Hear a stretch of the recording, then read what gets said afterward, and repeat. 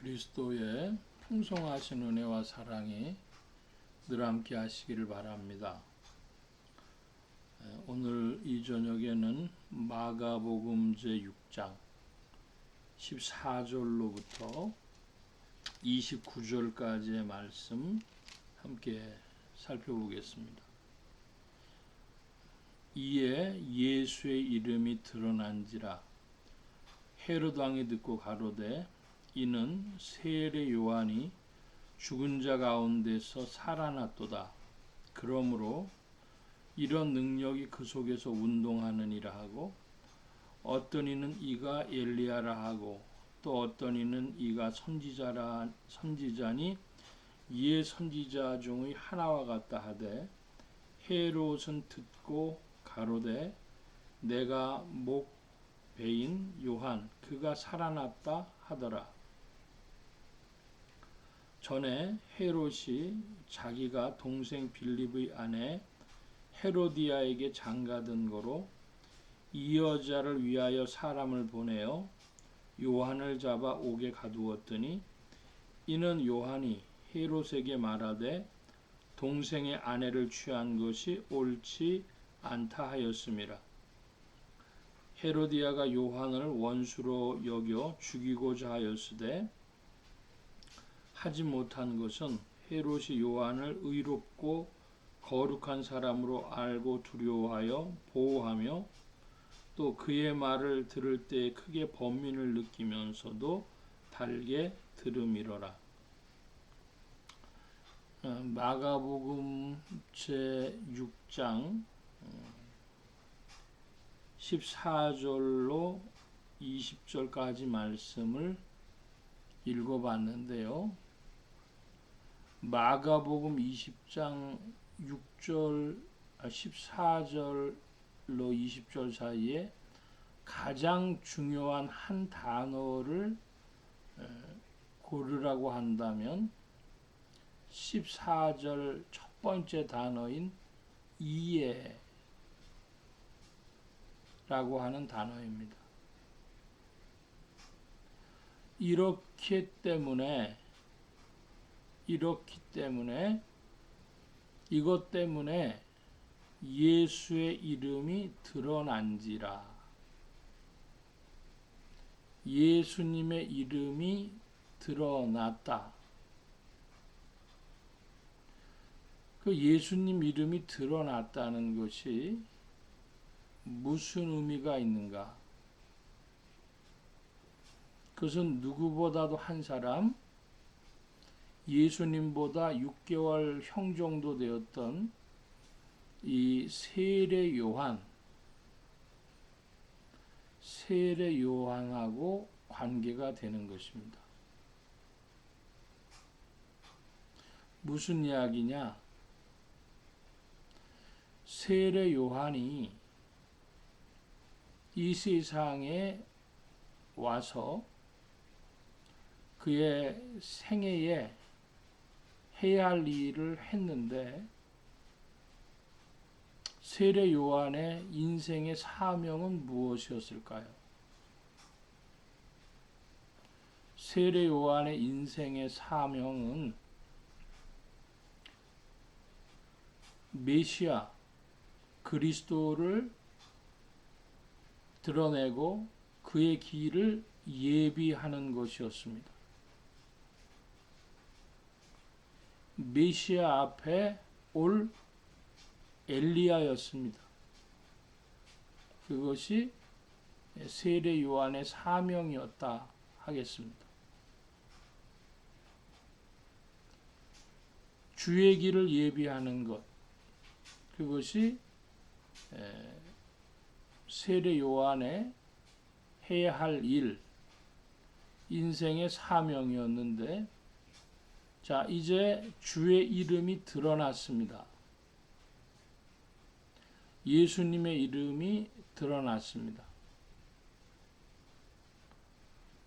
세례 요한은 어떻게 해서 주의 길을 예비했는가 그러면 회개하라 천국이 가까웠느니라 하면서 이스라엘 사람들의 그 양심에 하나님 앞에서 자신들이 잘못된 것을 깨달으라고 그렇게 회개를 촉구하는 사역으로 예수님의 길을 예비하였던 것입니다. 자, 그렇다면 이제 예수님의 이름이 드러날 때가 되었는데, 세례 요한은 처음에 예수님께서 자신에게 찾아오셨을 때에 공관복음의 보도와 요한복음의 보도가 약간 차이가 있는데, 세례 요한이 예수님께 세례를 주었습니다. 그것으로 하나의 증표가 되기도 했고, 세례 요한 자신이 예수님이 이제 자신에게 찾아올 때 예수님의 모습을 보고 요한복음에는 세상 죄를 지고 가는 하나님의 어린 양이로다. 세상 죄를 지고 가는 하나님의 어린 양이라고 스스로 이야기를 하면서 예수님과의 만남을 고백을 했습니다. 본인 자신이 시인한 것이 되었든지 예수님 세례받을 무렵에 만나서 예수님 신들매도 풀기 합당치 않습니다. 예수님이 모든 의를 이루는 것이 합당하다 했을 때에 예수님께 세례를 주었죠. 그래서 그 무렵에 일러나 몇 가지로 예수님의 길이 예비된 것을 세례 요한이 인식을 했습니다. 근데 세례 요한의 이 인식이 완전한 것이었는지 질문이 있어요. 자신이 옥에 갇혔을 때에 제자들을 예수님께 보내서 오시리라 한 그이가 당신입니까? 당신이 메시아입니까? 이렇게 물어봤거든요. 그것을 성경학자들은 제자들을 위해서 그렇게 질문을 했다. 혹은 자기 자신이 의문이 있어서 질문을 했다. 그렇게 이야기를 하는데, 전후 맥락으로 본다면 세상 죄를 지고 가는 하나님의 어린 양이라고 세례 요한이 처음에 그 만났을 때에 고백한 것을 볼 때에는 예수님이 메시아라고 하는 것, 그리스도라고 하는 것을 요한은 분명히 인식하고 있었다라고 해야 할 것입니다. 자, 이에 예수님의 이름이 드러났다고 14절에 이야기를 했는데, 그러면 인생의 사명을 다한 자는 어떻게 되어지는가 하는 질문이 남습니다. 인생의 사명을 세례 요한은 다 감당한 것입니다. 주의 길을 예비하는데 쓰임을 받았습니다. 자, 그러면 세례 요한 어떻게 해야 될까요? 좀 문학적인 표현을 쓰자면은 역사의 무대에서 퇴장을 해야 합니다. 그런데 그 말을 직설적으로 하면 죽을 때가 됐다 이것입니다. 사명이 다 끝나면. 그러면 사명이 다 끝나면 인생이 죽을 때가 된 것을 기억하시기를 바랍니다. 자, 그러면 사명이 다 끝났다면 그 퇴장을 천천히 하는가? 그렇지 않으면 특별한 퇴장이 있는가? 천천히 하는 퇴장은 은퇴라는 표현을 하죠. 그래서 하나님이 자신을 부르실 때까지 조용히 준비하고 있는 겁니다. 은퇴. 연예인들 같은 사람을 두고 얘기하자면 은퇴했다가 컴백하고 뭐 그런 일이 있으니까 요즘에 그렇게 크게 생각을 안 합니다만은 제가 말하는 은퇴는 정말로 자신의 일에서 후퇴하는 것입니다. 예를 들면 목회자가 목회 일선에서 은퇴하면 어떻게 될까요? 예를 들면 어떤 교회 담임 목사님이 그 담임 목사로서의 직분에서 은퇴하면 그러면 교회 일에 대해서 감나라 대추나라를 하지 말아야 하겠죠. 물론 선교 사역은 죽는 날까지 은퇴가 없습니다. 그러므로 담임 목회를 은퇴하신 후에 성경 연구를 하신다든지 혹은 성경 사경회를 개최한다든지 그러실 수는 있겠지만 담임 목사님들이 은퇴한다면 교회 일에 대해서는 감나라 대추나라를 하지 않는다. 그런 게 은퇴가 되겠습니다. 그래서 자신의 사역에서 물러나서 조용히 은퇴해서 요즘에는 시골로 내려가는 분들도 많지요. 뭐 귀농, 귀촌 뭐 이래가지고 은퇴하는데 그것 말고 급격하게 역사의 무대에서 퇴장하는 방법이 두 가지가 있겠습니다. 하나는 능동적인 방법이고 하나는 수동적인 방법인데 하나는 뭐냐? 능동적으로 간단히 말하면은 사람이 자기 목숨을 스스로 버리는 겁니다. 자살하는 거죠. 그런 이들도 세상에는 왕왕 있습니다. 그러나 보통 사람들은 무서워서도 그런 거 못하죠. 우리 신앙에도 잘 맞지 않지만은 그것보다 무섭다. 그것이 하나님이 일반적으로 생명을 가진 육체를 가진 생명체 DNA에 집어넣어 두셨기 때문에 그런 일은 참으로 쉽지 않습니다. 그럼 수동적으로 급격하게 역사의 무대에서 퇴장하는 건 뭐냐? 사건이 벌어지는 것입니다. 그래서 무슨 교통사고라든지 혹은 무슨 전쟁이라든지 천재지변이라든지 그런 것들이죠. 그렇게 하나님께서 그것은 부르시는 겁니다. 그러니까 천천히 자연적으로 부르는 것이 아니라 하나님이 급격하게 부르시는데 수동적이다. 자기가 자기 목숨을 버리는 것이 아니라 급격하게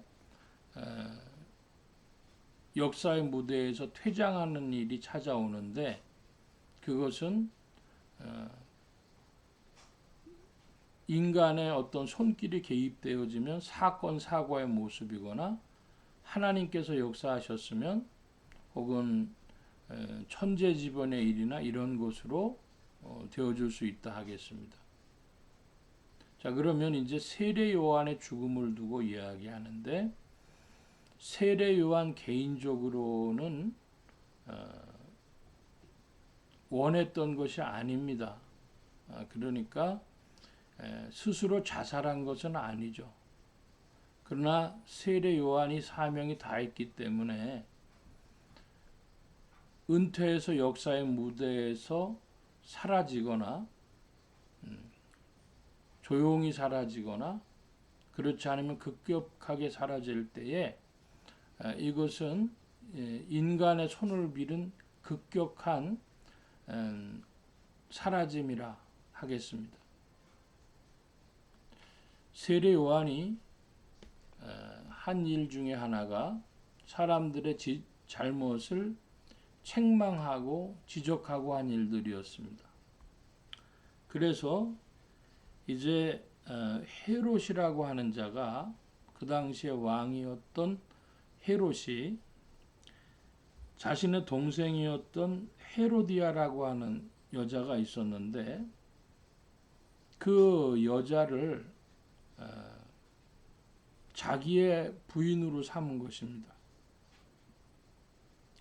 그러니까 이 헤로디아를 부인으로 삼은 일 때문에 세례 요한이 헤롯의 잘못을 지적한 것이죠. 자, 일단 21절 이하의 말씀을 읽어보겠습니다.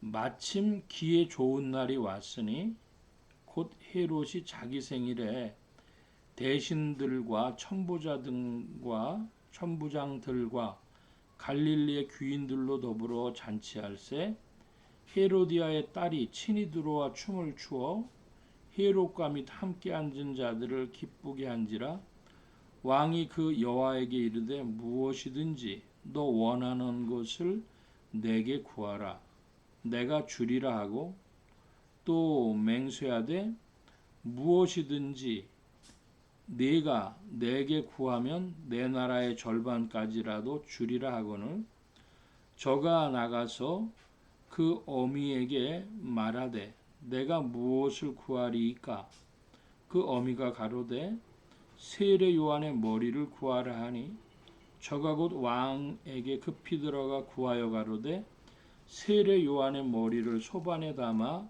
곧 내게 주기를 원하옵나이다 한데 왕이 심히 근심하나 자기의 맹세한 것과 그 앉은 자들을 인하여 저를 거절할 수 없는지라 왕이 곧 시병 하나를 보내어 요한의 머리를 가져오라 명하니 그 사람이 나가 옥에서 요한을 베어 그 머리를 소반에 담아다가 여호와에게 주니 여호와가 이것을 그 어미에게 주니라. 요한의 제자들이 듣고 와서 시체를 가져다가 장사하니라. 21절로 29절까지의 말씀을 읽어보았는데요. 여기에 21절에는 이렇게 표현하고 있습니다. 마침 기회 좋은 날이 왔으니 마침 기회 좋은 날이 왔으니 무슨 기회가 좋다는 날입니까? 여기 20절의 말씀에 보면 헤롯이 요한을 의롭고 거룩한 사람으로 알고 두려워하여 보호하며 또 그의 말을 들을 때 크게 번민을 느끼면서도 달게 들음이로라. 헤롯이 요한의 말을 달게 들었다고 합니다. 그러니까 헤롯에게는 그 요한 죽일 마음이 없었습니다. 여기 마침 기회 좋은 날이 왔다는 것은 19절을 말하는 것이죠. 헤로디아가 요한을 원수로 여겨 죽이고자 하였으되 하지 못한 것은 그러니까 헤로디아에게 기회가 좋은 날이었습니다. 그래서 그러면 헤로디아가 그의 딸 춤춘 여아의 입을 빌어서 헤롯에게 요구하고 헤롯은 할 말이 있어서 맹세한 말이 있어서 어쩔 수 없이 요한을 내어주고 죽게 만드는 것이죠.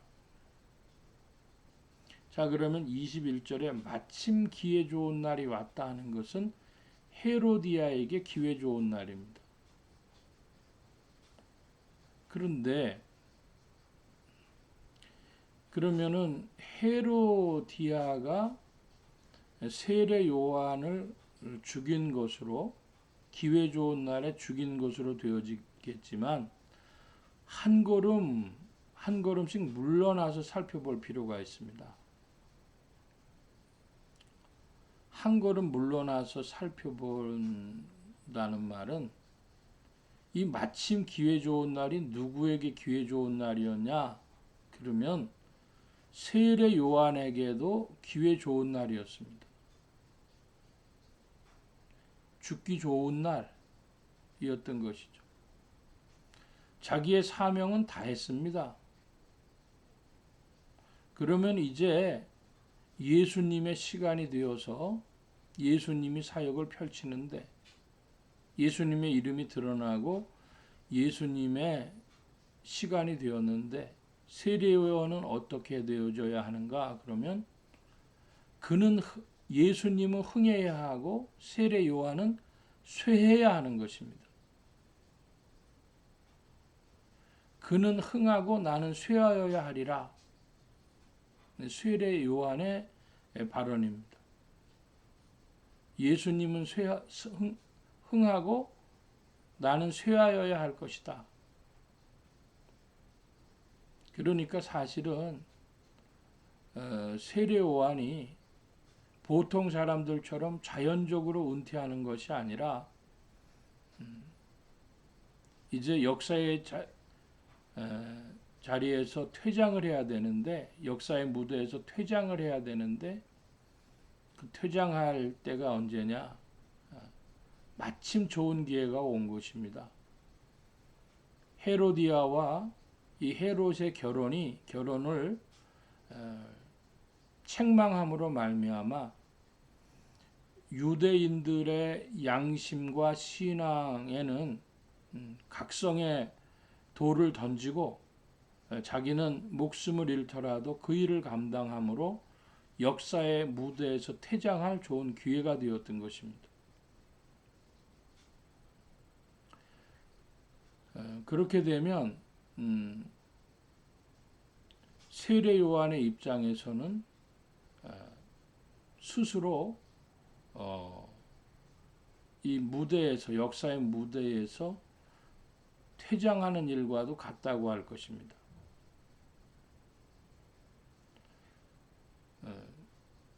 적의 손을 빌어서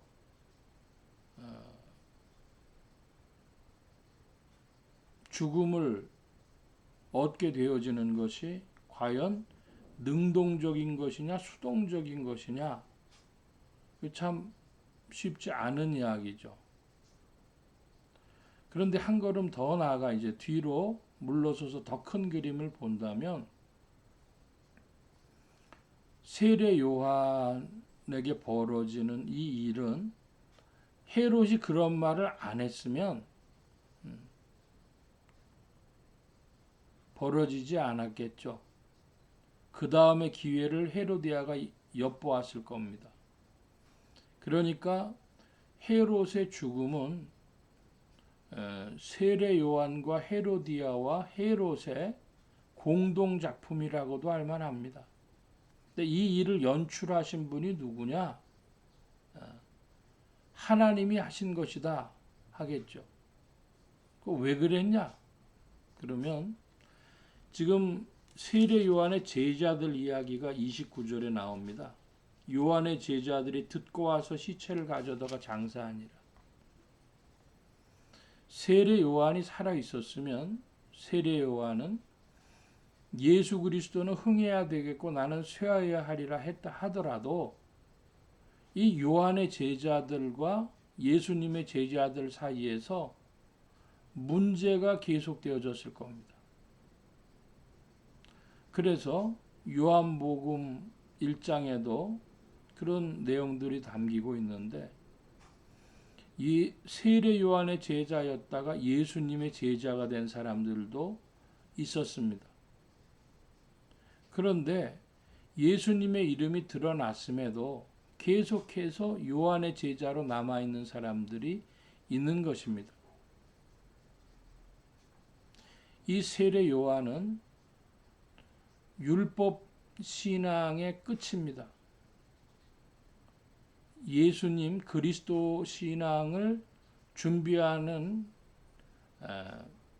시작이기도 하지만 율법 신앙의 끝이기도 합니다.